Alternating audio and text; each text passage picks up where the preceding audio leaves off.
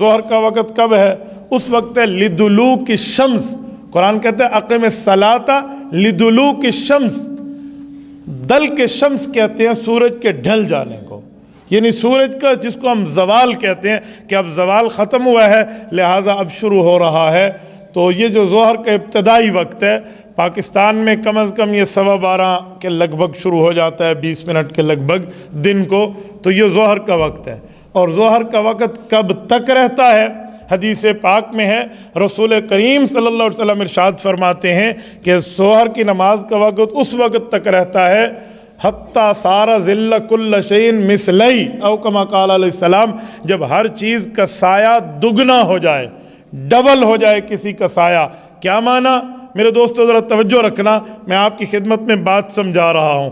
یہ دیکھیں، یہ مائک ہے، اگر اس مائک کو ہم یوں ٹھہرا دیں اور پھر اس کا سایہ دیکھیں کتنا ہے، توجہ رکھنا، اس کا سایہ کتنا ہے، ہم اس پہ انگلی رکھیں اور پھر اس کو وہاں لے جائیں، اگر اس کے ایک کے برابر سایہ ہے تو اسے کہتے ہیں مثلن، یعنی اس کے ایک کے بقدر جتنا اس کا جسہ ہے اتنا ہی سایہ ہے، برابر ہے، تو یہ ایک مثل ہے۔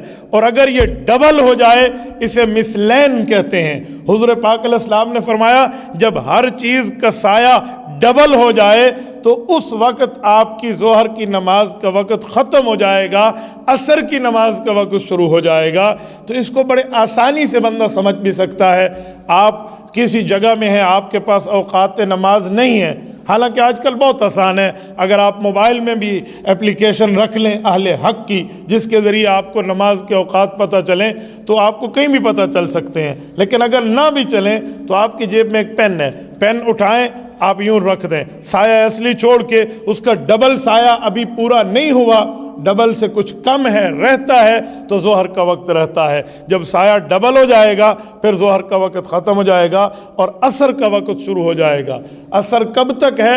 الی غروب الشمس، اقم الصلاۃ لدلوک الشمس الی غسق اللیل وقرآن الفجر ان قرآن الفجر کان مشہودا۔ یہ قرآن کریم نے اس کے اوقات کی طرف اشارہ فرمایا کہ آپ نے اس وقت تک عصر کی نماز کے وقت کو ادا وقت سمجھنا ہے جب تک غروب شمس نہ ہونا شروع ہو جائے۔ ہاں، اس کو زیادہ لیٹ نہیں کرنا چاہیے۔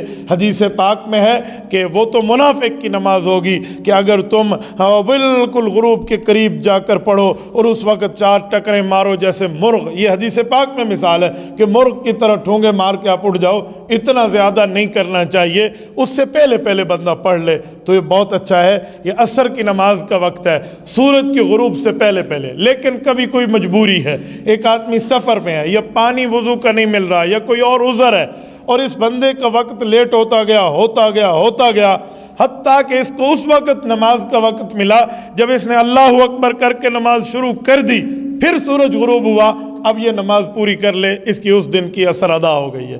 لیکن عادت نہیں بنانی چاہیے، روٹین ہی نہیں ہونی چاہیے کہ بالکل اینڈ پہ جا کے پڑھیں۔ بس ترتیب یہ ہے اس کو بندہ جیسے سایہ 2 مثل ہو اس کے بعد اس کی ادائیگی شروع کر دے۔